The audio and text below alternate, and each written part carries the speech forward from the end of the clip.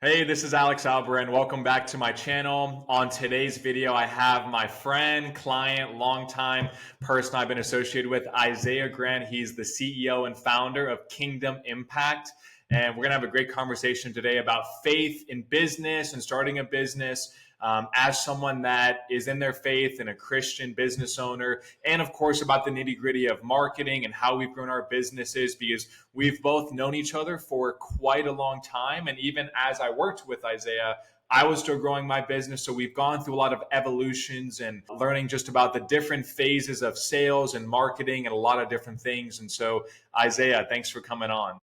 Man, so Alex, how you doing, man? Thank you for having me here.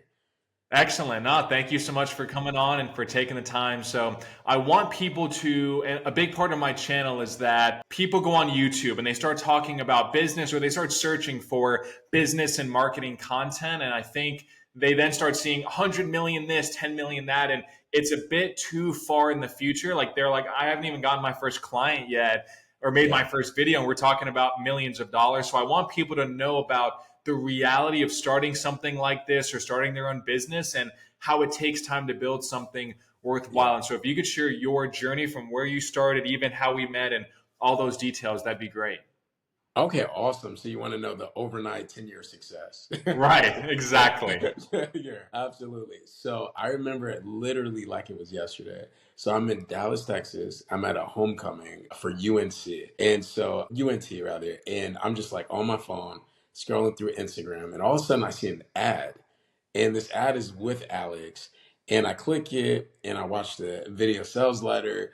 I'm literally going through his funnel. And this is the first time I've actually been like introduced. Like I had studied people like Ryan Dice, went through maybe some of the certifications, but nothing actually clicked for me. And so I'm going through this guy's funnel. I book a call. That same day, I get on a call with him. He gives me a special price to, partner with him. And I just pulled the trigger. And so when I pulled the trigger, I learned about the automated emails, automating, the funnel, text message, the video sales letter, and how to actually start my first successful coaching business. And so I originally worked with, fitness and health coaches. And previously before this business, I did web design. So my first client was a massage therapist. I charged $500 for a website, but I wasn't really passionate about that. I used that to get started in business, but I knew that post college, I didn't want to spend the rest of my life in the corporate world, so I needed to figure a way out. And Alex helped me do that. He helped me start my business, grow it to six figures, and it's morphed ever since. I've created what I call the flow method that has helped over 125 business owners last 10 years grow to over 100 million in sales. And so we're going to talk a little bit about the flow method. Wow. The student has become the teacher. Wow, that sounds amazing. You're still the teacher, man. You're still the teacher. I'm still learning from you, man. But Isaiah, if I can mention, I want you to kind of go back then about because a lot of the people I work with, even existing business owners, they always talk about the fear of failure, the fear of what if I launch this marketing campaign and it doesn't work, or what if I do this and it just doesn't work out. But they don't think about the fear of what if I don't take action and I look in 10 years and I'm in the same place, if not worse. And so talk to me about maybe the mindset, like what led you to just taking action and constantly evolving, because I think a lot of people are waiting to have their business idea fully mapped out before they take action or just start. So if you can talk to me about that, that'd be helpful. Absolutely. So there's two things that we typically fear. We're gonna be afraid of like how much money we're gonna spend and it being wasted, or if we're gonna spend all this time doing something and it doesn't turn out successful. And so for me, I knew that speed loves action. I actually love speed. And so the reality here was with me working with Alex, I didn't want to spend the rest of my life working for an aerospace engineering company. I got a job there. I was already traveling to North Carolina. Then I went to Dallas, Texas. And I was like, I got to be on the clock tomorrow. I'm dreading Monday and it's Sunday evening. And I was like, I cannot spend the rest of my life like this. So, in order to get through that, I just decided to invest in myself. And the way I eliminated the risk was I had both. I had a 9 to 5 job that was paying my bills, that gave me a little bit of stability and security. And then I invested in something like, the coaching, the help that helped me build a side hustle and then eventually replace, my primary income. So I had a combination of both so that I could overcome that fear of not having enough. And so two ways to get over the fear of not having enough is be radically generous, right? And literally in the Bible, in the book of Matthew, it talks about the parable of the talent.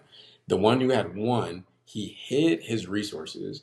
The one who had two worked for another two, and the one who had five invested. And so the reality is, if you're afraid and you're holding on to what you have, you're going to be positioned biblically as an evil and wicked servant. The one who worked and invested was positioned as the one that was good and faithful. And so I knew biblically I had to align with the scripture. I had to do what God was calling me to do through massive action, even with the uncertainty. And so I did a little bit of research, right? I looked at Alex's videos, looked at his testimonials, looked at his process, his automations, his emails, and it showed that he was an expert in his craft. You look at King Solomon, this guy put out 3,000 pieces of content. And so he Oh, positioned what a himself as an comparison. authority. What a Yeah, dude. segue. Yeah. But And I and trust me, and I guys, like started I doing don't it. want this to see. You're Isaiah. You're very humble, but I don't want this to seem like an ad for Alex. Speaking Yeah. third Hey, person, sorry. and I appreciate you. But Yeah. I'm just I appreciate you. Segueing kind of into just your faith and kind of how that's a big part of you as an entrepreneur to this day. So kind of bring people forward to right now. So how has your business evolved? And this is something where I think people, whether I work with them or not, sometimes they think, okay, even if I take action, I need to figure everything out in the first 90 days of starting my business. And realistically, as you work with clients, you're like, ooh, my ideal client that I thought was perfect isn't necessarily who I want to work with 6 months into my business. So I need to pivot. I need to change. So what has changed? What have you pivoted in your business or business model that people can Right. learn from? So absolutely. So I'll start with the flow method. So starting with focus. So for me, I went from working with any service-based business owner, helping them build a website, got that out the way, then helped them with business coaching, how to generate sales and, marketing, getting that out the way to, operations, learning how to build a business myself. Then from there, I went from work with all businesses specifically to fitness and health coaches. Then I realized that there's a bigger market, but it's still sub niche, is coaches and consultants. So what I've realized is that the go-to market that I relate to the most is the one that resonates with my heart in a few categories. I'm passionate about it. It's purpose, right? I'm helping people write a best-selling book that is very similar to the Jesus model of writing a book, a bestseller, creating a coaching program, group coaching, where they're helping their apostles, disciples, and then working one-on-one with the ones that are closest to them. And so I do that now. So I work with coaches and consultants, helping them write a book, turn it into a bestseller so that they can generate 2 to 3 high ticket clients per day. I'll call it the 5 P's: purpose, passion, potential, proficiency, and then also profit. Those are the 5 P's to helping me identify the right niche market. And now that I have that, I went out there and created a vision, 3 years. A 3 year vision reversed into a 1 year and a 90 day. Because the reality is this: success doesn't happen in a day, and let alone 90 days is hard. So I just want to level set, like, you can have one specific goal for 3 years, but you would have to reverse engineer it into your short term and your medium term. Short term being 90, medium term being a year. And so 90 days may not look like 100 new clients. It may look like three, one a month if you're brand new to business. If you already have 10 clients, a healthy increase may be 10 to 20%, like each quarter. And so for me, my biggest thing is I want to help people write books that turn into bestsellers so that they can share the gospel and then have a lasting impact through their company, which is their expertise in coaching. I love that. And like you're saying, sometimes I work with clients and I've just worked with so many clients. I always reference my experience with that. I've had like probably 1,200 plus clients at this point, like so different people, different challenges, different strengths and weaknesses. But that's a common one where people jump in and they take an action, they're excited. And then 90 days in, they're like, oh, but like I thought I would be here. And it's like, well, that's your 24-month goal. We're Yeah, 3 months 100%. in. And sometimes you have to break things down into like the KPIs and the objectives, like ultimately removing the feeling out of it. am I doing what's necessary to get closer to that end medium term or long term goal? Am I making the videos? Am I doing the outreach? Ultimately, people can feel busy and they feel like they're getting a lot of things done. But if you look at their objective, are they doing the key things? A lot of the time, their focus is in a lot of different places, but it's not on keeping the main thing. The main thing, again, are you doing the videos? Are you branding yourself? Are you writing a book? Like, what are you doing to expect all these clients and this revenue in such a short time frame? And so talk to me about how you work with your clients. You've worked with, like you're saying, a good amount of clients up to this point. So how do you help clients do that challenge of sometimes they want something that, I don't like to use the word realistic or unrealistic, but it's unrealistic, and even if they have the skills, the talent, the ambition, it's just they saw something on YouTube where they just have this unrealistic idea of what should be happening right now in a short time frame. How do you work with them on that, and how can a viewer watching this benefit from that? Yes, absolutely. All right. So you got people like Grant Cardone, absolutely incredible coach, talks about the 10X strategy. You got to set a dream that is so almost impossible to achieve it. And then when you try to get to it, you feel like you're failing. And then you have people that move at the, speed of like 1 mile per hour. They're like, take your time, total polar opposite. And there's a way to find a balance, to be ambitious yet realistic. You may be familiar with this, the Pareto rule, the 80-20 of success. Every department in your company has the 80-20. If you look at lead gen, it's like, what is your one traffic source that you can implement to get predictable leads? For us, it is paid ads through Facebook. And so what we're seeing is that cost per, click is like $3 for us running ads, and then cost per subscriber to our program. Like today, we got a new subscriber for $48, which is good for a high ticket program. And so, like, one thing that we're noticing is that if you could just focus on the 80-20 of marketing, right, for that lead gen, then you can decrease your cost and your time in the business. That will accelerate your progress. The number two for sales is maybe the 80-20 for your coaching company is a funnel. Like for us, we use a book funnel to sell our book and then also to give people the opportunity to ascend to our subscription program. And by doing that, I have a virtual sales team that literally, as the ads come in, drive leads, then people are subscribed through emails, texts, and through, appointment setters. So I'm fully removed from that. And then the 80-20 of the profit is looking at what I call the 3 T's. You got traffic, you got team, and then you also got tools. So knowing how much you're going to spend in terms of traffic, usually is about 20% for me of our company. And then for team, I try to keep that to under 30%, but even now we got it down to 20%. And then also too, for our tools, we do about 5%. So I'm always aiming for anywhere from like, 65 to 70% profit in our company. If you do that, in other words, the 80-20 for marketing, the 80-20 for sales, and the 80-20 for finances, you can exponentially do the Grant Cardone of 10X while also patiently, moving yourself along the progression line. And so that's why we do that is our 80-20 is paid ads for marketing, 80-20 for sales is our sales funnel, and our 80-20 for finances is profit first, making sure that we have healthy margins in the company. And so those 3 systems, if you apply them today, you could grow your business exponentially. Gotcha. And with your clients that have every, coaching program or company, whether you're a personal trainer, everybody has different kind of like that bell curve. Let's say the top 10% of your clients, right? What are those traits or just things that you've noticed that your top 10% of your clients, they have certain commonalities, they have certain things that are, they all have, whether Yeah. it's hunger or desire or the ability to learn constantly. So what have you seen with Yeah. your, again, top 10% of your I love it. clients that you've worked with up to this point? What are the most common traits or things that you've seen in them? Yes. So the world-class leaders that we partner with, number one, humility, right? They're willing to like just learn something new, right? Not necessarily throw away what they've learned, in the past, but apply something new. So we see that as knowledge, learning the truth, wisdom as applying, and then understanding is teaching someone else. And that's true comprehension.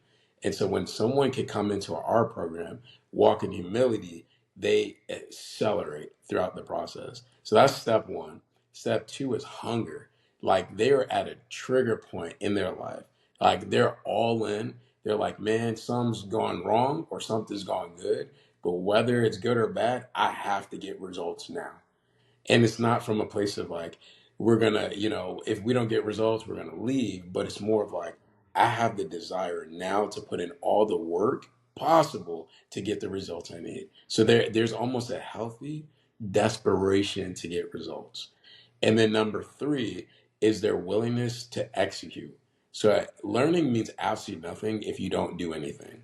So they're going out there executing, but they're also optimizing. So meaning that they go out there, get product market fit, they hear from their clients, they're taking that feedback and just doing constant improvements to their systems.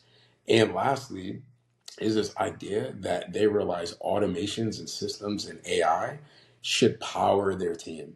So they're huge on delegating to a who. So like who not how. There's a great book that I've read. The whole concept is whenever you got something to do, find you a who. And so they delegate to somebody who can build a system, aka typically AI because it's free and it's very smart, more efficient. Now more than a person, you can build playbooks with it, and then they're delegating to automation to do their marketing, their sales, and their finances. And then lastly, they delegate to a person because they realize if they delegate too early, it's more costly. And so they're not afraid to delegate, but they do it in orders and stages of delegation. And those are the Mm-hmm. four qualities what I see of a world-class leader is that they're humble, they're hungry, they execute, and they delegate as quickly as humanly possible and Yeah, as I've seen possible. that as well. I've seen the commitment be a big one, and people that they put so much pressure on themselves to succeed, they have no other option besides moving forward. I think when people live in the gray and they feel, oh, I could do this, I could not, Yeah, and my life would be in the same exact place, there's nothing driving them to saying, there's no other option. I hate my job, or I hate yeah, the way my business is structured, or I feel like I could be living a different lifestyle, helping more people. yeah, I need to change that. Ultimately, that person is willing to do whatever it takes to make that happen.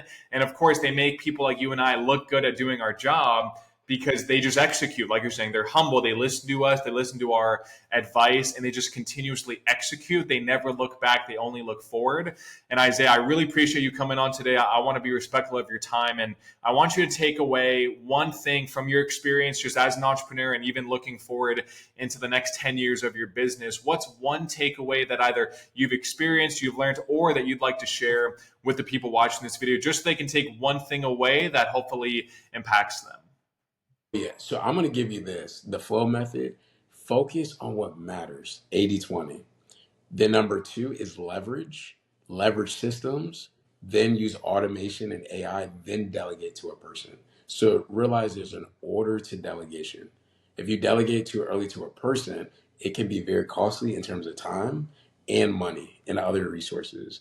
Then So, number meaning, just three, to jump in, so yeah, me delegate too too. early, you mean they don't have the system themselves kind of mastered, but they try to fix it by bringing a person in and delegating it when you, as the founder, haven't necessarily figured out that part of your business. Is that right? Yes, I'm gonna go with Okay. that. And there's the second part. Okay. So here's an example. I do this 1 to 3 times where I can get a result repeatedly by myself. That's for every department in the company.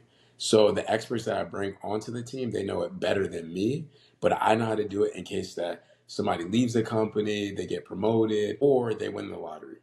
So I know the satisfactory. And then here's a simple hack is take what you know in terms of your system, go into Chat GPT, record a 1 minute to 5 minute, just audio of the process and say create a playbook. And then you hand this playbook to an expert on your team after you've proven it 1 to 3 times. Let them do it so that they can own it. They get it to 80%, and then you give them feedback for another 20%. Now they're about 98% there, and they update the playbook. And now you have a system built. And so what I do is I build the system first. I have AI polish it. I then go back, get more results, polish it again. I put it through automation, and whatever I can't automate, aka I'm delegating to automation, then I delegate to a person. Because think about it, AI is free for the most part. Maybe you pay $20 a month. Automation is free for the most part, maybe pay $20 a month. And then lastly, if it can be automated, you delegate it to a person. I see automation and delegation as the same, delegating to AI into a tool and then to a person lastly. Because imagine this, what if you could get exactly what a person does for you at 3 to 5,000 a month done for you through AI and automation? You could have a business that's not, forget a 100 month business. I'd rather have a 30,000 profit business, pure profit, all expenses paid out, 30,000 coming in every single month. I've been at months where I've made 100K and only took home 10 to 20%. Wow. And then you're starting off from scratch the next month. It's a Hmm. horrible feeling. You lose one client, two clients, your whole business life can shut down. It's draining and it burns you out. So I'd rather have a $30,000 per month profit business. And so the reality is, if you take these stages of build a system yourself, have AI polish it, get feedback, have AI polish it again, put in automation, then you have a person, if needed, do it, then you become the automated CEO, is where 80 to 90% of your company is automated and works 24/7 without you. Right. And especially right now, because That's AI what has only been around for maybe like 18 to 24 months at its current state where people like you and I can use it pretty freely. But imagine in 5 years, imagine in 20 years. So if you start using it now, then you start understanding what it's capable of and how it can benefit your business. So Isaiah, I appreciate you coming on. It's great that we can reconnect like this. So where can people find you? Do you have your website or social media? Yes, sir. So if you go on Instagram, Facebook, LinkedIn, any of the social media platforms, you can find me at Isaiah Grant, including YouTube. If you would like to learn more about how this 7-figure playbook process works, you can go to kingdomimpact.co / faith impact freedom. Or you can just go to kingdomimpact.co to learn a little bit more about our company, and we can send you over some resources to get you started in your journey. Awesome. Isaiah, thank you so much for coming on. I appreciate you.